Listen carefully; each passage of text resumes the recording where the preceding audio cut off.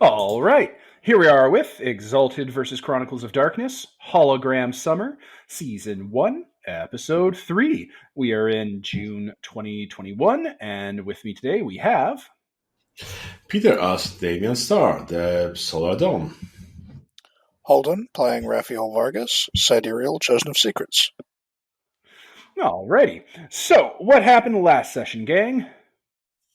We finally entered the Mantertainment Complex. And we're entertained. Going to some arcades, winning, the Indiana Jones idol. And then also exploring the museum. And Rafi talked to some ghosts in the mirror. And we also found some nice animatronics. It went better than, expected for some of us, and worse for the others. Christ. We committed arson. It was pretty good. Can you really commit arson if there are any lawmen left to book you? I mean, now, in the US, you could probably commit arson without even committing arson. They'll book you for whatever. Now, Gordon, you can't be tried as a war criminal if there's no military to try you. Oh, boy.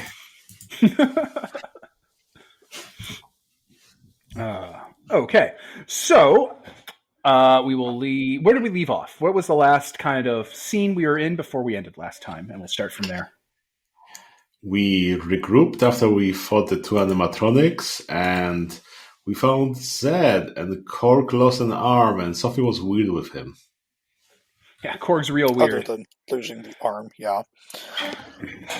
We were headed for the indoor theater for the outdoor theater. We were heading for the theater section because someone had spotted our missing ghost hunter over there, Finn. Yes. He has a name. All right. Yeah, no, it's Finn. And yeah, so you guys race up the steps with the group to head towards the theater level. And you enter the theater that... Oh, I forgot who it was that saw someone go in there. Oh, no, I didn't keep good notes. I think it was Blake, the baseball player, or it might have been maybe the political science student. That sounds right. Yeah. So you go to the theater that she pointed out, and the theaters in here, as described before, are very well built. They're like in stage sort of auditorium levels, and they have nice big recliners, and they're separated, and you can order food. There's air conditioning. You can put noise-canceling headphones on, all the stuff. It's an excellent theater. Also lined with, on either side of it are display cases full of movie memorabilia from a very specific time period of movies. So there's stuff from Star Wars, Indiana Jones, James Bond. What are other guy franchises? I guess Die Hard. There'd be a lot of that. The Fast and the Furious. Yeah. Fast and the Furious. I know it's not an old retro thing, but people who like nostalgia will like that. The what movies? The Mummy movies. Those are pretty wholesome, though. I don't know if they'd be in this theater. Damn. Fine, Scorpion King, then. Oh, yeah, no, they have... Okay, they don't have the Money movies, but they do have Scorpion King. Yeah, no, you're right. You're right. You see clearly. You have the true sight.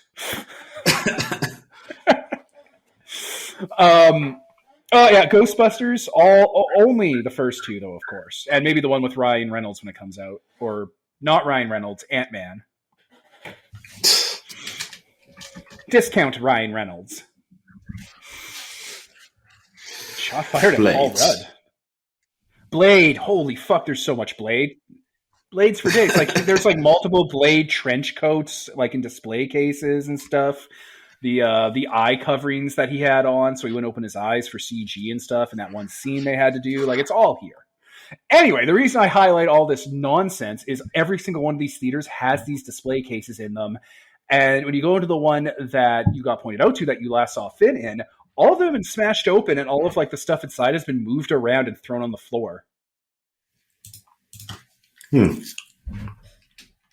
someone's opened the theater up with a knife. Someone's cut the screen open and gone behind it and stuff. So what's the remaining memorabilia about? Is some cohesive team here? No, it's all been destroyed. All of it's been ruined. Like, you step over the Turbo Man doll from Jingle All the Way, and it's been smashed open like someone's trying to get something inside of it. What in the hell? And, like, the seat cushions have been cut open, stuffing's been pulled out of them. It looks like this place has been searched.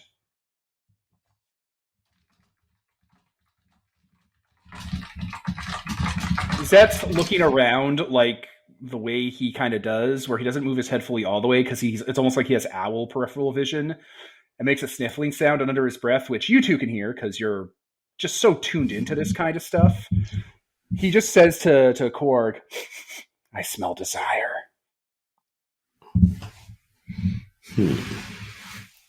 I want to leave.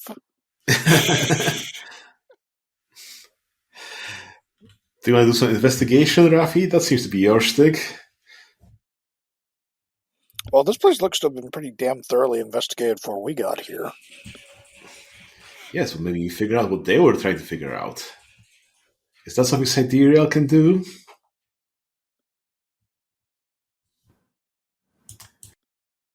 Almost looks like someone, like the police went through here looking for contraband, like you'd see in a show rather than reality, because in reality they just bring their own to plant. Excellent. Perfect. Well, let's maybe see what's behind that slashed curtain. Maybe that's where things went into or out of. So, as you guys are searching this place, you're going to find a lot of signs of stuff being thrown around and searched. Straight up. While you're doing it, like in the very early couple minutes of it, Amelia walks out of the theater and walks back in and comes up to you two, separate from the rest of the group, because they are also searching around. They're like looking for Finn. Mm-hmm. Maybe there's a staircase or an emergency ladder or something. Some answer. And Amelia's like, hey, you two. Yes. All right. So if you're going to keep looking for this guy and all that, you should know the animatronics are coming up the stairs, but it's taking a little bit of time. So might I suggest, if you guys are good at searching, we could lead them elsewhere. Should I go and take care of the animatronics, maybe? I mean, there's 10 of them, so go for it. And like she says it sarcastically, but there's a beat, and she looks at you, and she's like, that'd be a problem for you, right? I mean, maybe. I wouldn't try 10 at once. Flimsy. She has this look that you can't quite discern and goes, okay, let's try it your way. She turns to you, Raffi. Raffi, right? Yeah, and goes, I think other theaters are being searched. I just don't know which one because there's like 20 of them.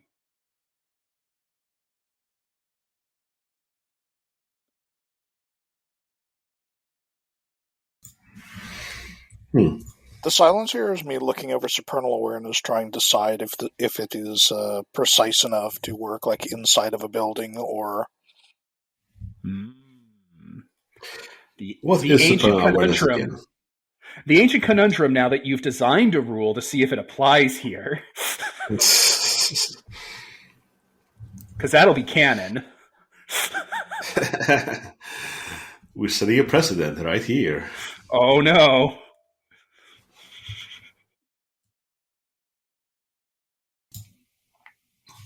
All right, well, you're thinking of that. Okay, Peter, wearing the big pantaloons today. Okay, well, how are you tackling the remaining animatronics? Well, I know the action economy, and if I go against 10 of them, that might be a bit too much. Yeah, but this isn't going to be a D&D grid map where you're going to be surrounded by 9 squares full of enemies engaging you in threat, stopping your attacks of opportunity. They're coming up staircases. Well, if I want to go and punch them up, that seems like a nice conga line of just, punch, punch, punch. So, as I said, the that's new. staircases bend on either side so that, there can be foot traffic because this is a big goddamn place. So they're doing the cinematic thing of like, maybe they're two abreast and they're walking up the steps, but they're all going up the different steps to like, choke, cut you guys off, like be intimidating. Like they're all methodically walking up.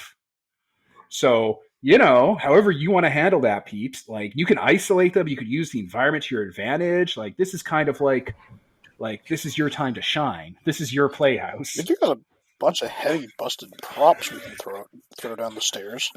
Oh, that's just in this room. This whole restaurant is full of props. Everything's a prop. Do you know how many chandeliers there are that have like guys flexing on them, or like barbells, or say like man's life on it? I don't know. Well, what kind of man chandeliers are there? The mandeliers. Like the Stephen King novel about the giant meatballs, but they're like dudes flexing. The mangoliers. Oh God. Okay, well, since I have the Dawn Caste here and I'm good at breaking stuff, then maybe I should start breaking some of the stairs here so they'll have problems shoving upwards and then it'll slow them down before I start punching them one by one, and yeah. Okay. Yeah, okay. So, does Chronicles of Darkness have a way of, like, handling an extended action? Like, I don't want you to roll for each individual fucking staircase. Like, this is like, I don't know, some Final Fantasy Tactics ripoff where you have to make a manual attack against the landscape to change it. Like, is there, like, a thing we can engage with? I mean, I think there are some, like, extended rolls where I can roll, something plus something, and then, it takes X time and, you get extended action. That is on page. Then let's talk goal here, Pete. What is your goal? At the end of this extended action, what do you want for yourself? What do you want to have set up for you? And it could be something as meta as Devin. At the end of this extended action, I only have to fight 2 animatronics at a time. Extended action's page 70, by the way. Sure thing. I'll head over there while Pete's talking. So I'll probably want to wreck the environment so it's like more useful for me as a person that can jump on things and move limbs kind of faster than them, and less so for those shambling things that are here. So probably a lot of debris and stuff that easily trip over. They have to navigate around slowly to slow their advances down so that I don't have to take on as many at the same time, and I can focus on taking them down like 1 or 2 at a time. Okay, that I can probably handle. I'm going to say it's an extended action that's going to be, I don't know, strength plus athletics or brawl, your pick, plus. I mean, that's probably good enough. Any specialty, and I'm going to say you're going to need 6 successes. That seems fine. Oh, wait. You know what? 10 represents a difficult action that's still realistic for a professional in a field. So I'm going to say you setting up your perfect battleground literally as the enemies are coming into it is about 9. Does that make sense? Okay. Sure thing. Right. So we're going to bounce back to you doing the extended action and accruing successes. And then we'll cut back to Holden doing his investigation. And there must be some sort of clock for when the animatronics get here. So, Pete, I guess what I'm going to ask is, how many rolls do you want to make? And Holden, how much time do you need to do your investigation? Because I guess you guys should be telling me. Well, I probably can do that on 2 to 3 rolls if I use my Hungry Tiger technique to get some 8 again quality. So that should be good enough. Okay. And Holden, how many rolls do you think you'd want? You don't have quote unquote rules, but I mean actions you'll take in between Pete doing the setup, where you're trying to figure out what the goddamn is going on and get the thread again. I think I am going to go ahead and try and use supernal awareness. It ought to be able to get me closer, not necessarily right up on top of the guy, but at least more zeroed in on his position than I am now if I set it to sweep for. Explain to us the track and supernal field awareness. assholes. Yeah, that makes sense. All right, yeah, give us the lowdown on how supernal awareness works for the listeners who may not be aware. So I'm attuning my essence to the tenor of fate that resonates with track and field guys. And essentially, I'm going to feel a tingle in the direction that I need to go to find one of them if there is one within 600 yards on me. Yeah, I mean, that is a thing you can specify, right? Like it says here, haunted houses, corpses, murder scenes. So, like, does track and field like apply to that? It's not just supernatural. It's just they put out a scanner, like what do you call it? Like a lot of games, like No Man's Sky, have a thing where you can tag a certain resource you're looking for, and it'll show up on your mini map as you get close to it. That's what that. Yep, power that's is? exactly it. The Wow. examples are all, of course, horror game stuff, but I could use it to find a guy trying to sell a used car. Could you and then use just it to drive find a around the winning? city until it goes ding. Could you use it to find a winning lotto ticket? If there is one. That's a powerful thing. Unfortunately, Okay, cool. Unfortunately, it would just lead me up to like the convenience store that is selling the ticket. It's not going to tell me where it is on the roll. I mean, the convenience store where the ticket is being sold is a lot closer than the entire world. It's easier to get struck by lightning, asshole. That's true. That's when you walk on up to the convenience store and buy them all and figure that your earnings will, clear you. Yeah. All right, yeah, cool. sure. Ought to. So this power you're describing is a specific power in Legend of Zelda: The Breath of the Wild with your Sheikah Slate, where you can program items you found previously to like ping on your little sonar device whenever you're going by them. No, no, no. No, no, no, no, no. Different game. Supernal awareness. The Transformers reference, Devin, is hidden in this game. Is it within 300 yards? 600 because I'm Essence 2. Yeah. There you go. Where is the Transformers reference? Where is it hiding? Have it brought out to me and killed. Over that in the display case with all the Michael Bay stuff. Oh, Bayformers. That's exactly what they have here. And the animated movie, but none of the TV show, just because, Because Optimus dies in this one.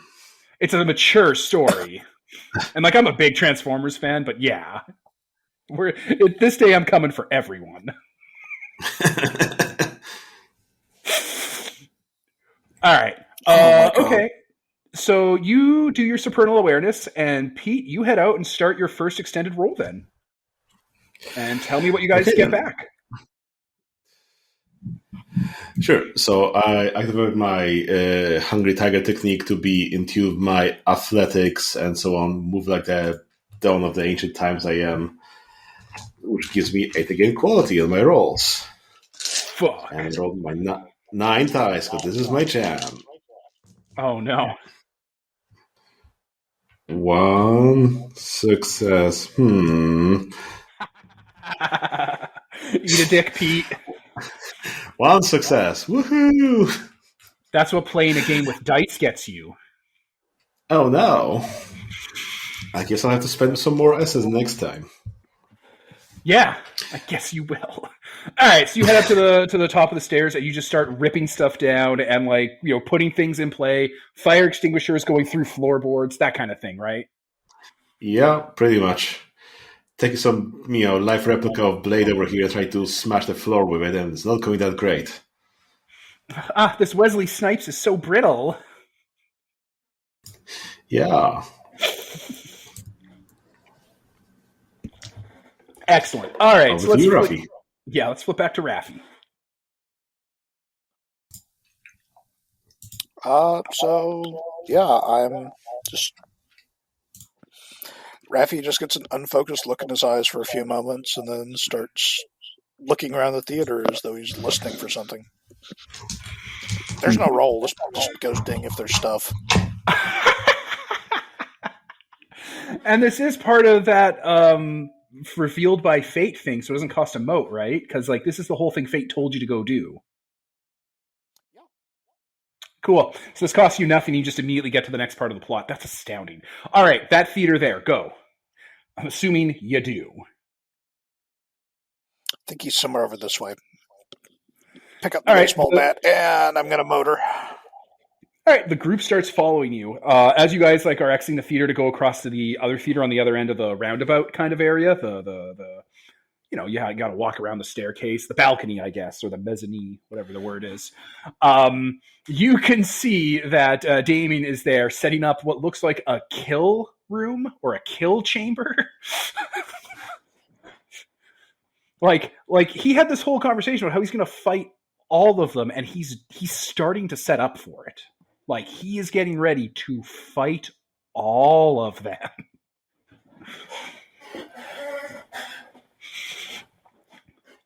So, yeah. You guys continue head on down. You get into the theater, and in the theater, well, there's Finn, and he looks a little disgruntled.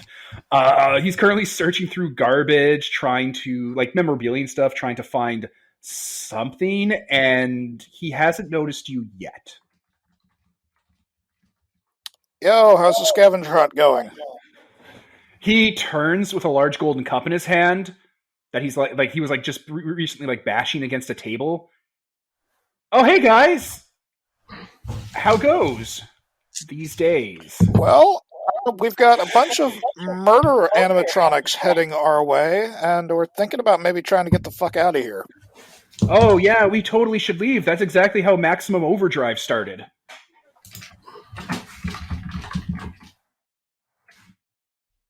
He's still bashing the cup against the table. Like, he's trying to like turn at the bottom or the top of it, or like move a gem into something, and it's just not doing anything.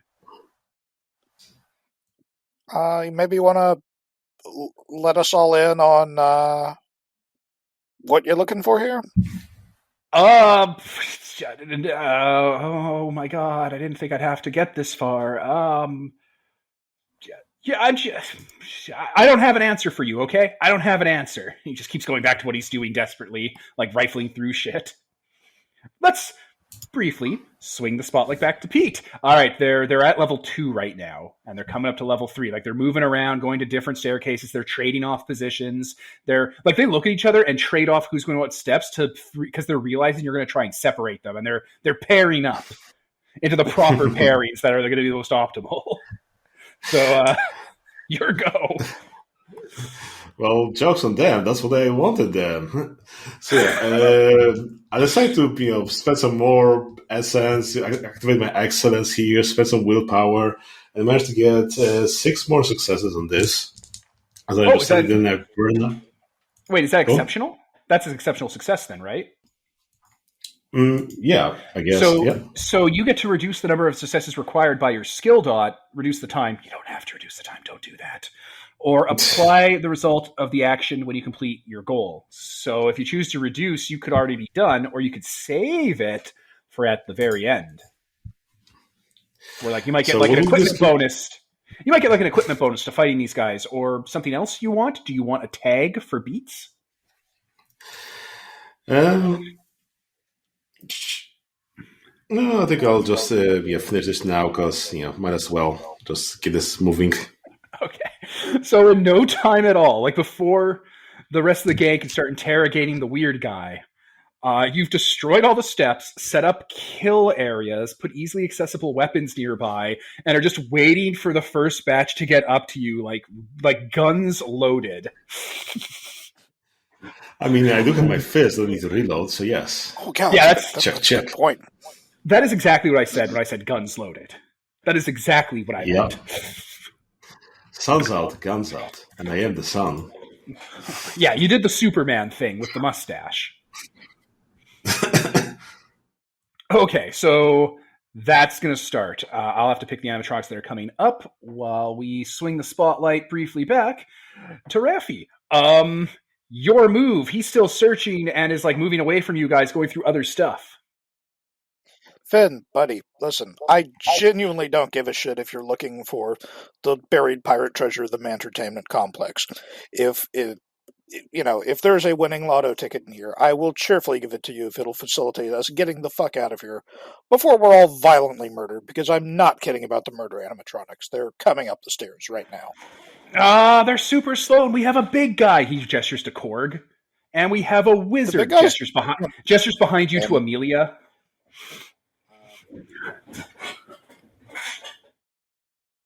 Sorry, missed that last bit? Amelia's like, you're not supposed to tell. That was the deal. Ignore him. He's clearly crazed from man fumes. Or the fire I said earlier. Look, the big guy and the wizard will take care of the animatronics. It's fine, and there's a bunch of other people here to, like, keep them running and distracted. We gotta find the thing, okay? I don't know why I'm telling you this stuff. I don't know. I'm just crossing my arms and letting her talk. Finn is a guy. He's just like, I thought Amelia was going on. No, Amelia is just like, you're not supposed to tell. Ignore that guy. So Finn's like, okay, you want to help find stuff? He's going to toss you that Holy Grail. I catch it. Dented and fucked up as it is. Okay, Grissom. It's a key. Make it unlock the thing.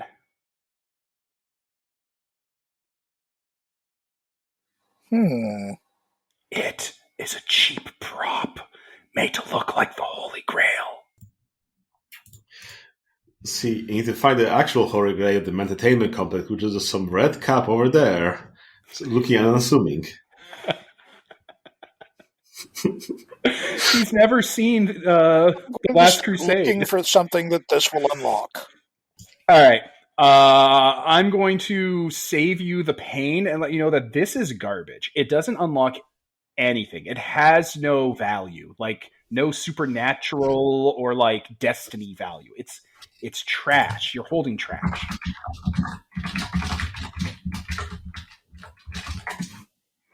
This is a gold-painted plastic cup, Finn.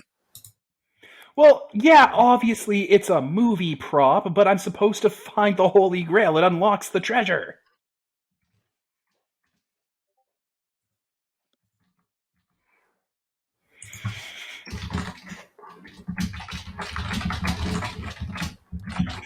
I turn to Amelia. All right, can you please start talking sense for some or all of us end up dead? Look, I'm here. I glance over at Korg deader than we started, whatever the case may be.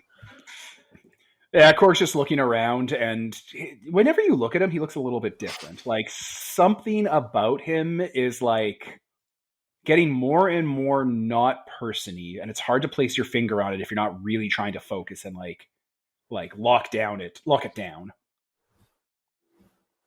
But, like, yeah, anyway, that's just a fun little side thing. Amelia looks at you, thinks, and goes,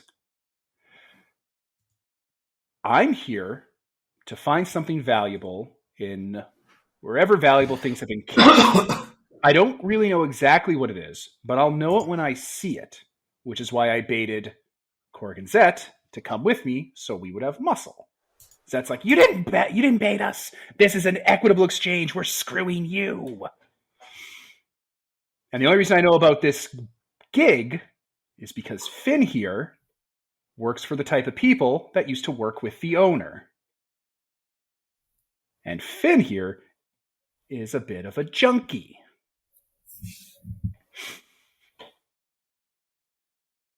Does that help? The Holy Grail is fucking horse, Finn. Really?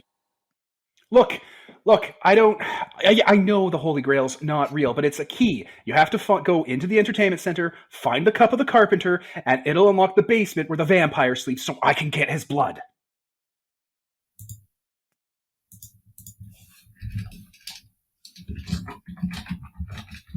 All the other people, the 4 other people who aren't magic, are looking around uncomfortably because you guys talking about this stuff is starting to make it harder to ignore Korg and Zet and the animatronics and the haunting. Yeah, just to catch everybody up, ghosts and shit that goes bump to the night is real, and it's going to come in here and bump the fuck out of us if we don't, like, speed run this little adventure.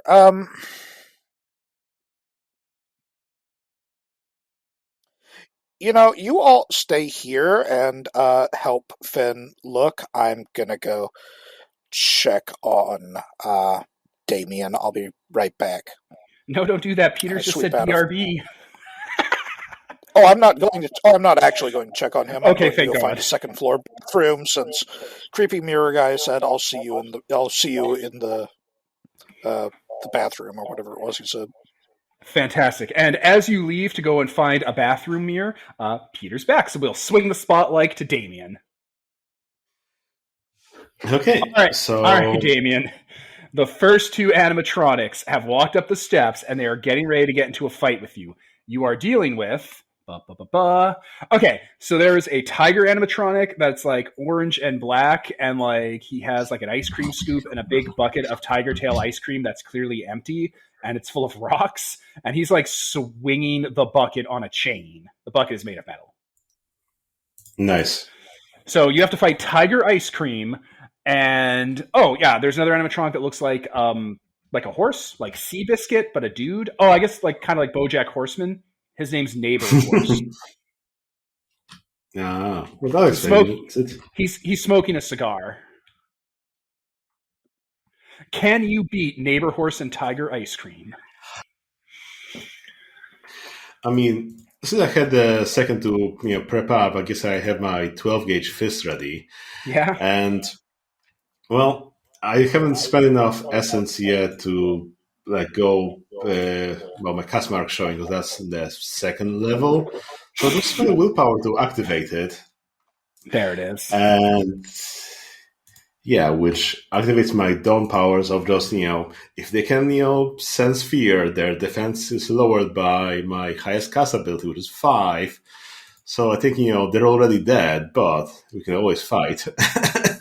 I mean, yeah, let's see what a roll looks like. Okay, so like the slamming of iron bars, the Dawn Caste like sun rays slam onto your head, completed with the circle, giving off a vibrant strobe light, it's like it's been pasted on an animation cell above you and is being manipulated. All supernatural like, rending reality with the infernal fire of heroism.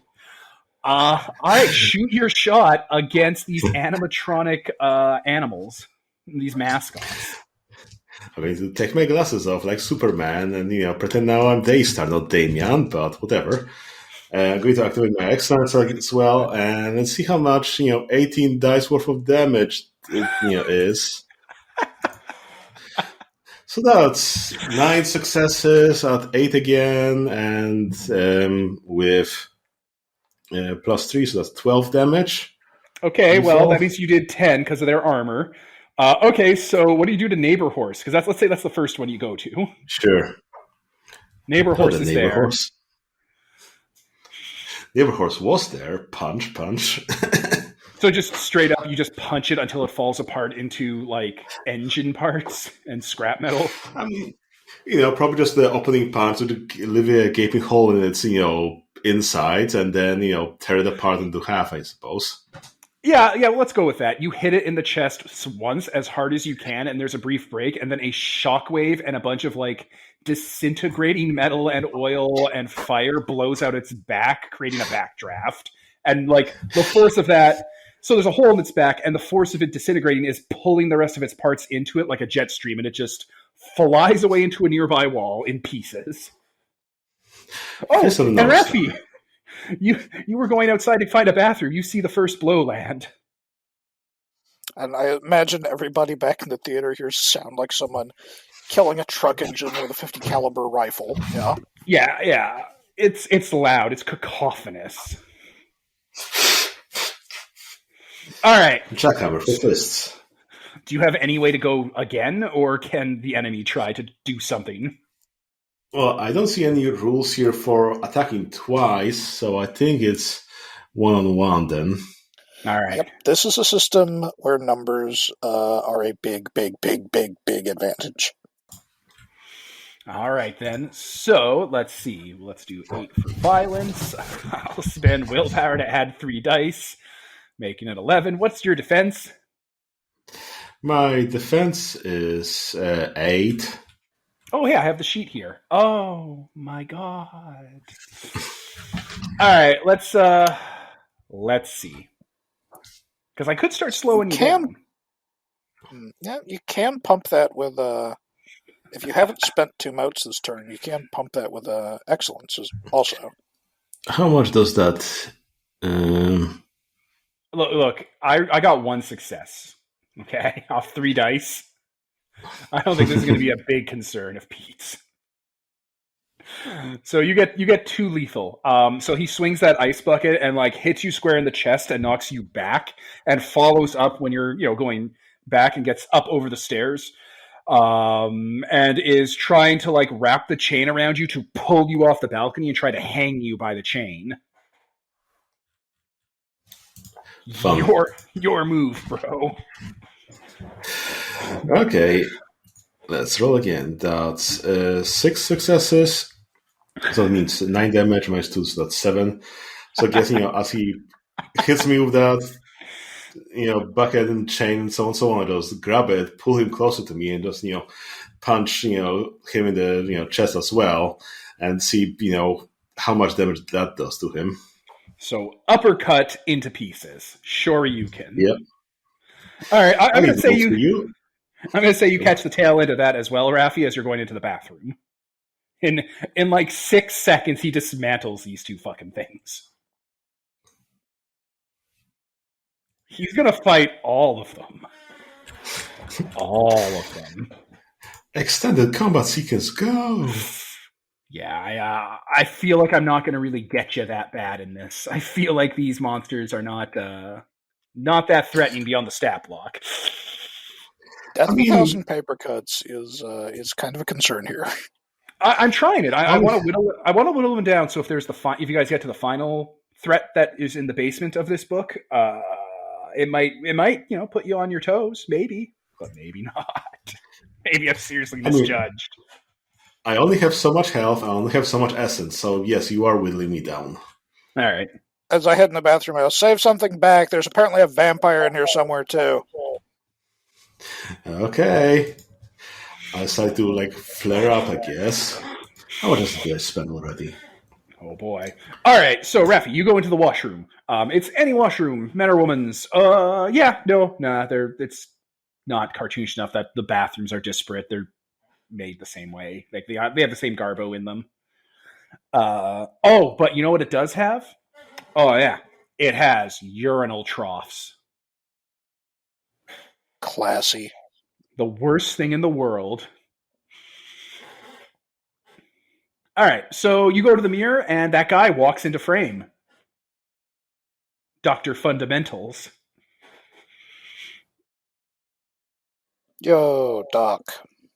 Oh, hey, you're alive. How's that going? And there's a lot of noise happening in the restaurant.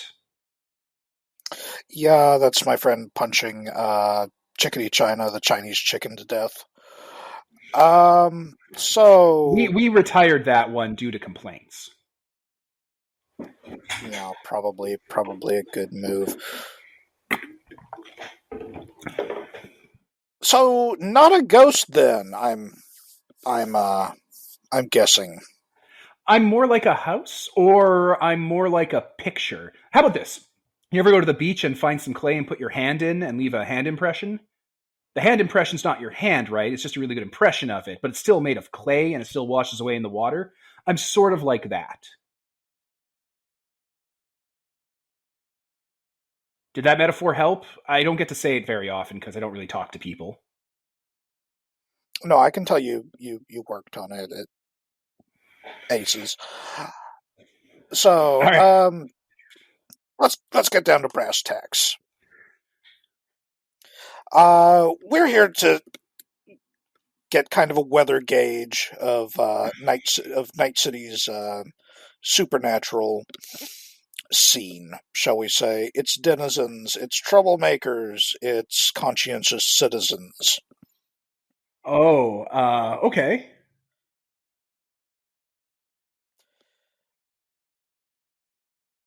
He just stands there waiting for another half of that sentence.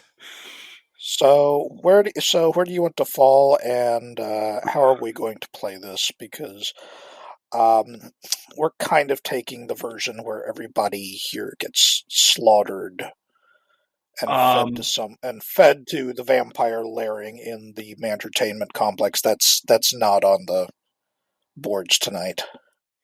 I mean, you should probably stop people from being killed by the restaurant animatronics. You should probably break the restaurant animatronics. They're not really listening anymore. A lot of the house isn't listening anymore. It's really hard to deal with the house these days. It's gone wild. Gone wild, you say? Uh, it's really complicated to explain because it's a whole thing, and you don't know a lot about a lot of things. I'm guessing not many people do, but like, uh, okay. So the okay, do you know about vampires? And I use my fingers to make a couple of fangs over the mouth. Okay, so some vampires have a hunting ground that's like it's like political, like they politically own a territory, and some vampire. Wait, have you ever played Ravenloft? Or Castlevania? I just blink at him. Damn it! Have you ever played Castlevania? I watched the Netflix show. Oh, okay. So, some vampires are just the land they feed on, like the ground. And like You're the the vampire guy, here, I take it. no. Again, remember, hand in clay, hand in clay. I'm not the vampire. I'm not the guy that made this place, but the guy that made this place left my impression in the house when he made the house. I'm just a reflection. I'll wash out over time and fade away if I'm not upkept. I'm not the house. I'm not the vampire. I'm like the interface between the two that makes it all more or less run. That nice little personal nudge. I'm not. Don't say I'm an AI. I'm not that. It's more like a feeling. Anyway, I haven't really gotten a lot of people to talk to in the last year. Things have been going bad in the house. The house has gone wild and feral because the vampire here, quotes, isn't really talking to us anymore. I haven't seen him in like a year, but that's impossible. He can't leave the house. And if he can't leave the house, that means he's in the house. But he hasn't fed in a year. And if he hasn't fed in a year, why are the animatronics trying to hunt people? And I can't make them stop. And the house won't let people go once they get in. And I can't make the house do that. It's eaten like everything in here. So, I've just been trying to nudge things along so maybe people don't come here. So the creepy animatronics going outside and holding up, come inside, free beer signs. The vampire controls them, doesn't he? No. Okay, yes, like sure, fundamentally he does, but it's more like okay, if a bunch of ants go out to bring food, is the ant queen controlling the ants or the ants just doing what they're meant to do? Right? It's kind of So like this is a that. problem there's a starving vampire somewhere on the premises.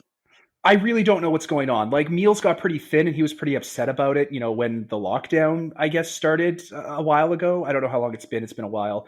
And like we were getting less and less people and we had to shut down and there was an order. And then the whole mall had a rebellion and that was a thing. Like, I don't know, one night some people came in and he fed on them like in person for the first time in a little while. And he got sick after that. And I haven't seen him since. The mall had a rebellion. What? Oh, okay. So a couple weeks before the big lockdown happened in February, I think, a bunch of like the banks and the money exchange places and like the business shops on like the middle levels were like the like line of credit places and stuff run. They shut down and locked out, and we're going into an extended like they called it like refurbishment, or like they were going to upgrade the offices, but enough of them all did that from different companies that all the staff here figured out that in like a week or two they're just going to shut the place down and fire everyone with no notice. So when that happened, everyone walked out on the same day. Everyone, they like trashed things, threw stuff on the ground, didn't close out tills, they just left. Well, good on them, but I mean, yeah, obviously, like, yeah, but it was a problem because we didn't have night staff to feed on. and that left the man-child casino in the lurch.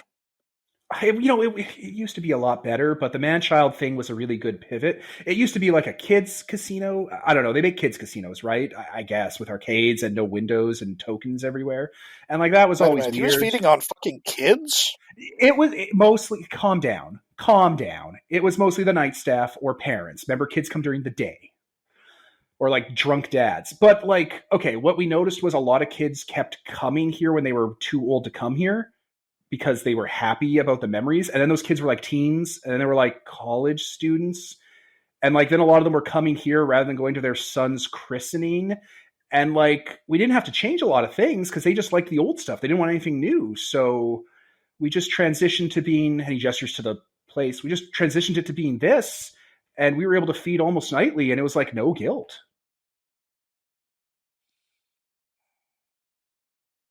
If I wake this thing up, can it call off the animatronics and open the doors?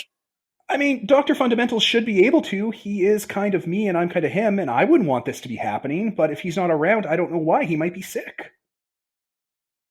Where is he? Probably in my or his or the lair. It's at the bottom of the place. There's like a special way to get in. And what, and how, oh god, the bottom of the, so isn't down the stairs from where we are?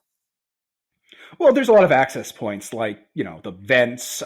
There's a couple secret entrances that are hidden by certain keys that'll let you bypass most of the restaurant and get into the back areas where, like, you hang out and observe people and pick your marks and listen in for anything they say that makes it easier to feed on them. All right. Like, for instance, just to give you an example, 6 months ago, before it all shut down, it's only been a couple months though, right? It hasn't been that long. Anyway, 6 months ago, we did a midnight screening of Ghostbusters, and we, instead of putting on the first one or the second one, we put on the third one, and like we marked out like 19 regulars that immediately went on the list. It was fantastic.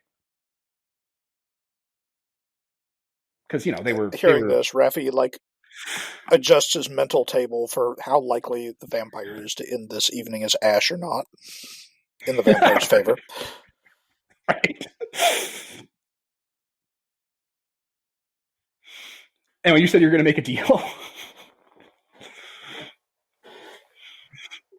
You show me how to get into the lair, preferably without using the stairs, and I will do everything in my power to make sure that nothing terribly untoward happens to whoever the hell's reflection you are. Dr. Fundamentals. No, fuck it. What's his real name? Okay, well, his, legal name he was christened with was Sunflower, and then he changed his name to Funflower, and then, his middle Dr. name is... Yeah. Well, technically his name is Funflower. Technically his name's Funflower, but his middle name's Diefenbaker, and his last name is Dementals, so Fun D Mentals. I hate everything about that.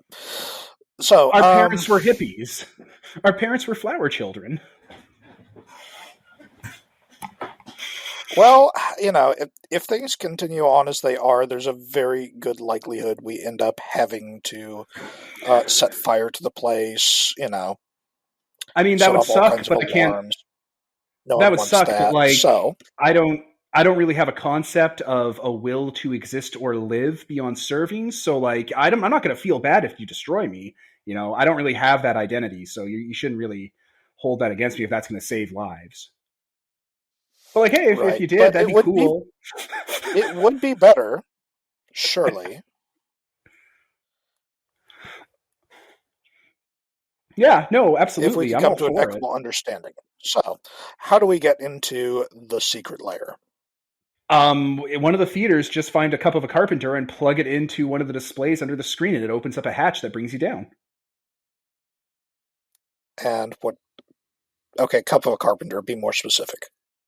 Have you never seen Indiana Jones and the Last Crusade with Sean Connery and Harrison Ford? It was fundamental. So it's literally one of the random reproduction movie chalices in one of these theaters. It's a cup of a carpenter. It's like a simple wooden cup, because that's what Jesus would have drank out of in the movie. Oh, right. Okay. The cup of a carpenter.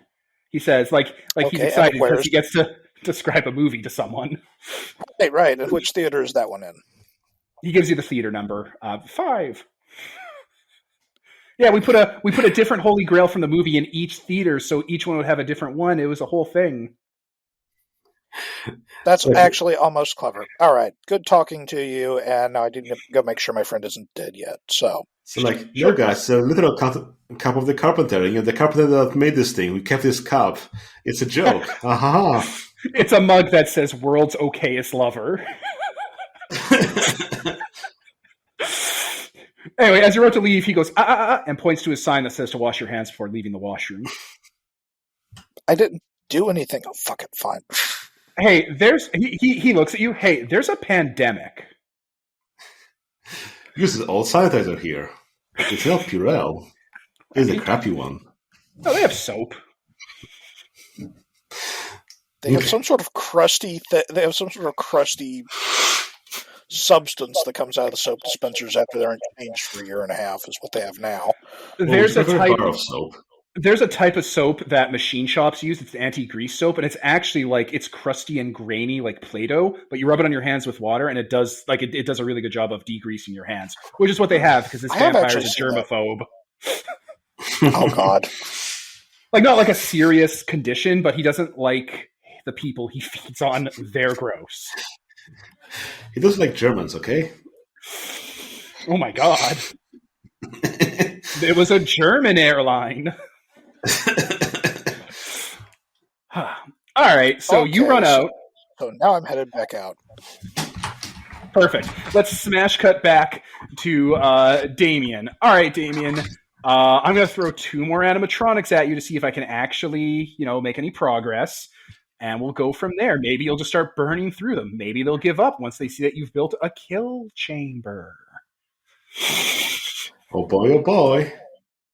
Okay, so a ripoff of Donkey Kong called Barrel Ape, who has a barrel and a necktie that says BA on it instead of DK, and a goat with a large brim hat full of cheese, I think I brought up previously, walks on up.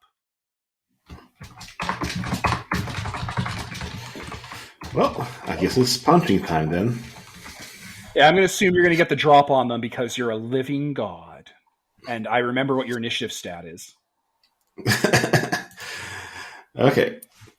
So time to spend another essence to activate my excellence for the next 3 turns and do some punching. I think that takes me to the next level of anima. So I'm what's the one? Shining Burn. Yeah. The second's burning, right? Radiant. Radiant? Is that the 3rd tier? No, second. I'm in the 2nd tier at the moment. Okay. I don't know what they are. Well, I'm starting to go Super Saiyan, I guess, and it's starting to activate my Living Sunlight, which means if they have any sun-based frenzy rolls, they'd have to do it, and if they take damage from sunlight like vampires, well, that also activates now. That is excellent to know for what's coming up in the future. These animatronics are not ghouls, and they're not really mandragora. They're more just like a part of the house that's being animated by his will. So they're more like props or extensions than they are vampire things. I'm just letting listeners know. Yeah, fair enough. Didn't expect it to work on them. Also, for the sake of listeners, Tier 2 anima manifestation is Radiant anima, which means he's visibly surrounded by glowing sunlight now.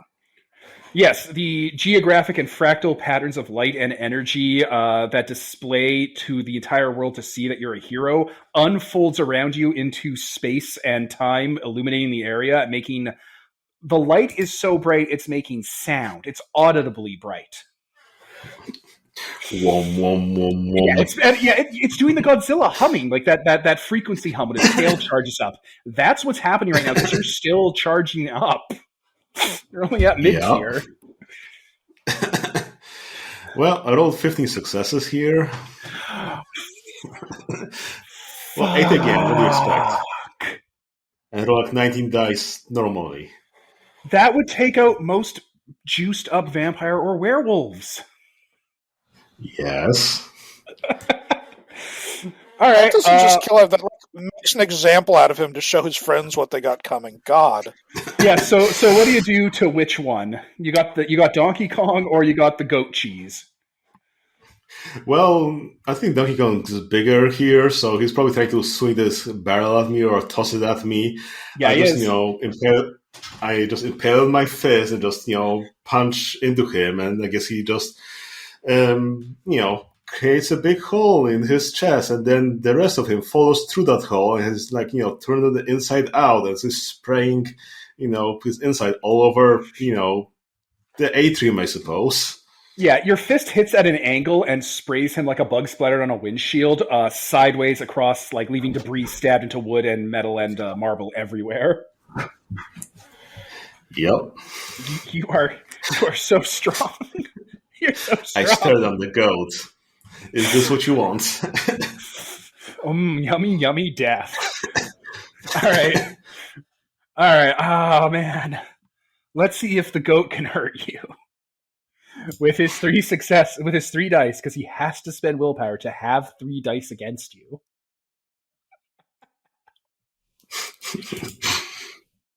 All right. Oh my god, I got an 8 and a 9. 2 successes. Okay, so as soon as you say that, the goat opens his mouth to make like a goat bah sound and just vomits molten nacho cheese all over you. Because it has like an oil furnace in its stomach for dispensing cheese to patrons when they want cheese on their nachos. Brilliant. Does it have any weapon modifier? Just 2. Yeah, the weapon modifier is going to be +2 instead of +1 because it's a fancy one. So 4 lethal coming your way? Jesus. So I'm down to my last 5 health points. Out of 13. So much. As I say, oh no, they did a majestic worth of health damage to me. Oh, right, I forgot. Ox body. Yeah. Yep. Ox body. More meat means more hero. So yeah, I guess I get scalded on that thing, and oh, that actually burns. Oh no. Yeah. As I'm starting to sizzle with my sunlight. Well, time to put the goat down. All right. And that's 14 successes. I will point out that you can use the goat to attack other animatronics not there yet, by the way. Like, you can use your enemies against other enemies. You have the power. Oh, and Barrel Ape too. Yeah, bye. Okay, so I think I'll, take the goat, just, grab its mouth, squeeze it down so it, stops, being able to open itself, and just, take it and do a, Donkey Kong onto the other things. So just toss it down the stairs at whatever's coming next, and that's 14 successes. So wrap it around the next animatronic. All right, so It is Man Cave. Right. So I'm going to say you take out the dog animatronic, Mustard Dog, and the rooster animatronic, Wingcock, which is what they renamed it to after the other name they had for it.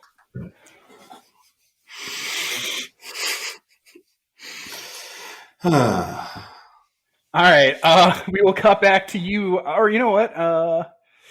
The other animatronics are going to back off because it is clear that this is their...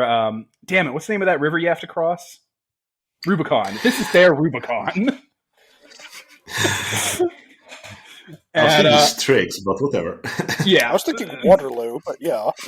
This is their Rubicon they have to cross, and they need to find a different plan to dealing with a single man. So the rat, the rabbit, the dragon, and the pig, which are all that are left, retreat backwards and stop pursuing you. And they're going to find a different way to kill you guys. Because this was not worth it. Maybe go after the other guys. I mean, they have to get up to you to get to the other guys. You are blocking the way. Okay. All right, so they've clearly walked away. You've secured this place; so they can't get up these stairs. It's on. You're on lockdown here, and you'll have to, do other things to get down to the second and first floor if you need to. So I'm going to say, as you leave the bathroom, Raffi, you see the end of that fight happen, where he explodes 3 of them at once, and the rest of them leave. While he's pulsing out with that charge up sound. Jesus Christ. I'll take my cast beat for, making people safe from monsters through applied violence. You definitely did that. You definitely did that.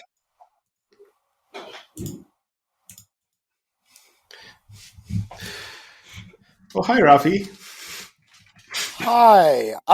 So, kind of a good news, bad news situation.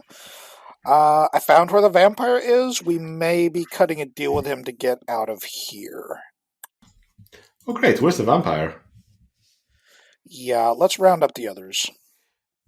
Actually, what do we want to do with the vampire? Because I'm currently at the point where I could just, end it, living sunlight and all that. Is that what we're going for? Or are we talking first? I thought we'd try maybe talking.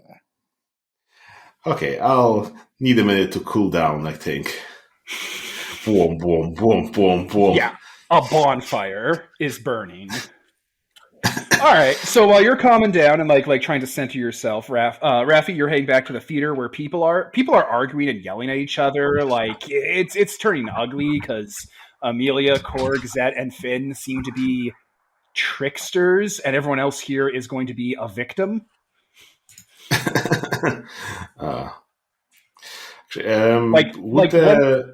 Like someone's yelling, "You Five Nights of Freddy Dust! You Five Nights of Freddy Dust!" And Finn's like, "I don't know. Is that a sequel to Maximum Overdrive? Because I only Maximum Overdrived you." It's getting bad. No, Finn, you definitely Five Nights at Freddy'd them. I don't know what that is. It wants a whooping. So, does Radiant Anima trigger for the supernatural people, Holden? You mean the visible light you're giving off? Yeah, if they have eyeballs. I meant that, from the other room, as, people go like, Actually, yes, the wizard is probably picking up some weird fucking vibes coming from out in the hall. Oh, Amelia definitely is. There's a pressure wave coming. Yeah, they can feel that. Yeah, like Korg and Zed have their ears perked up and are like alert. Like someone blew a dog whistle.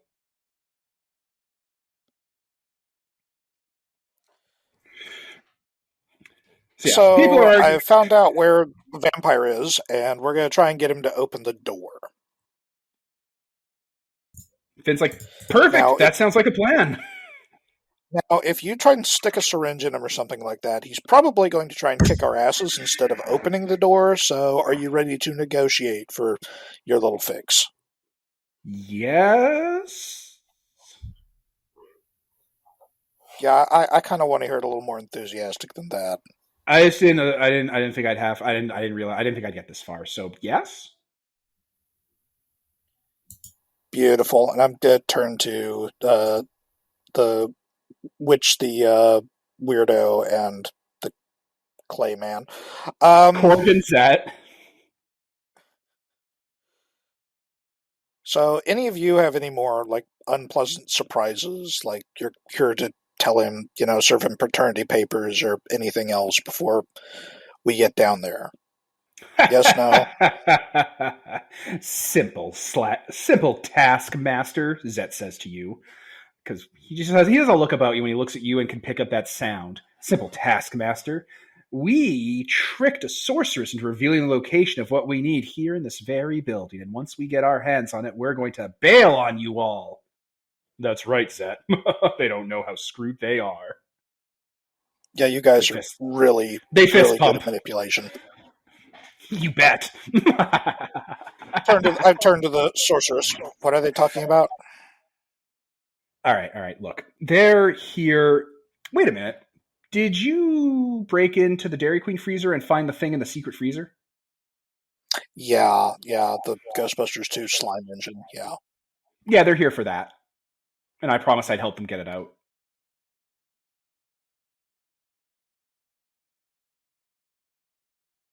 We should probably exchange numbers, compare notes, catch up when this is over. Yeah, I'll give you my Instagram account. And Corgan Zet's MySpace. Okay. They have the same account. Yeah, that scans. You like bump phones. Yeah. All right, so if you follow me to Theater 5, that's where the True Grail is. What? Theater 5 is full of nothing but Battlestar Galactica memorabilia and the car from Knight Rider. And did you see that really shitty, uninteresting-looking cup? The one from Indiana Jones, The Last Crusade? Have you seen Indiana Jones and the Last Crusade? It's the one where they go to India and fight Kali and get their heart ripped out, right? Yeah, Theater 5, this way. Okay. And you guys, I assume, are going to relocate to the theater.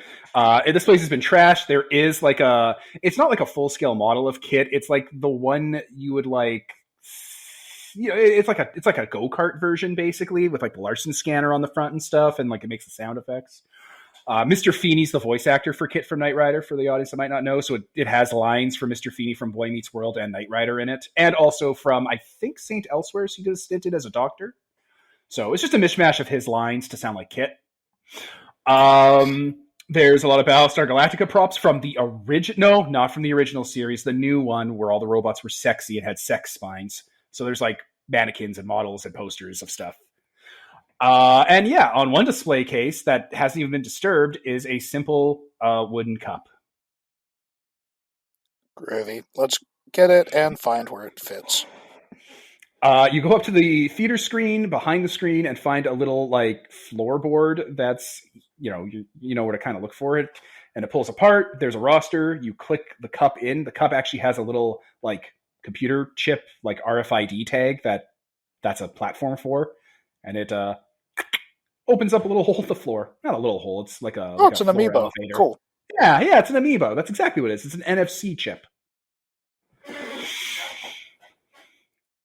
Yeah, that pops open a hole in the floor that leads to a room just under the stage that leads into doors to an elevator, like a bigger elevator. So, like, you go down some steps. You're in kind of like a little wine cellar under the stage where they keep supplies, bits, random stuff. And yeah, there's a door with like an express cargo elevator that goes down.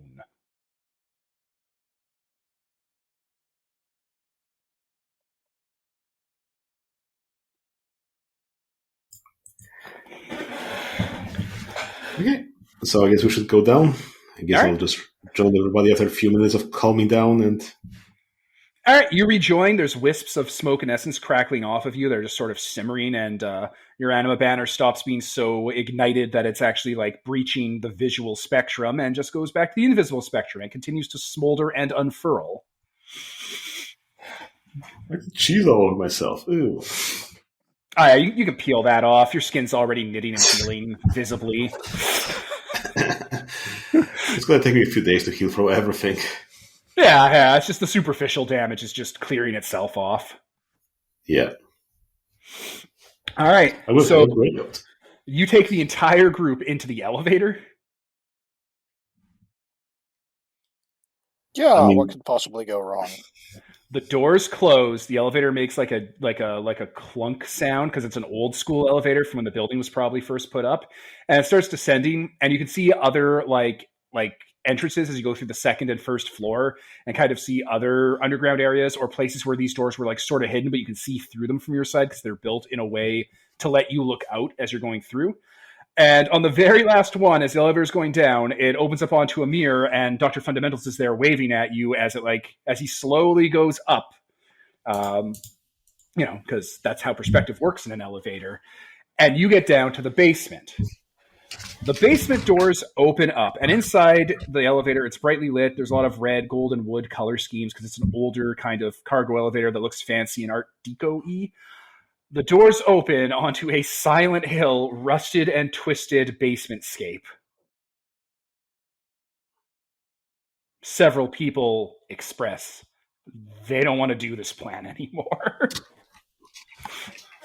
Well, the animatronics are always waiting back upstairs if you prefer them. And I think at that note, we'll wrap this session up here. So, I was Devin. Peter. Holden. And this is sponsored by Nobody. Signing off.